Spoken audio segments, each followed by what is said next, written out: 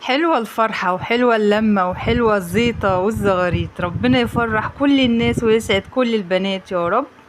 يا رب فرح كل البنات وكل الولاد.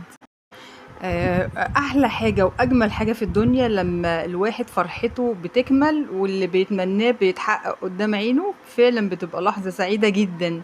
وانا لاحظت الموضوع دوت في عين العروسة، ما شاء الله عليها، كانت فرحانة وما بطلتش رقص من اول الفرح لاخر الفرح. ودول بقى طبعا المواهب المدفونة، فنانات المستقبل. يخشى عليهم، مصدقة روحها قوي. انا حاسة ان هي يعني متقمصة الشخصية ومصدقة روحها جدا. دي احلى حاجة في الموضوع. فالنهاردة هنزل لكم الفرح دوت، مش هنتكلم عن الطيور النهاردة ولا البط ولا اي حاجة. انا حضرت الفرح وانتوا كمان هتحضروا الفرح معانا.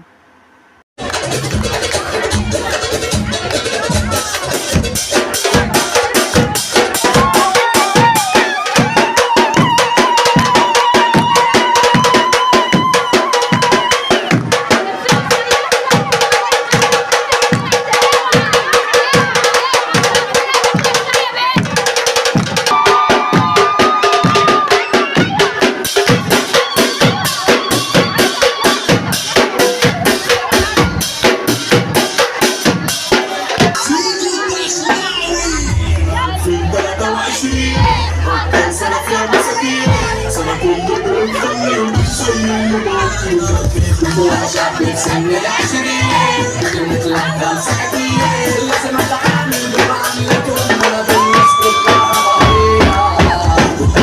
الشباب خلاص بدأت تحفل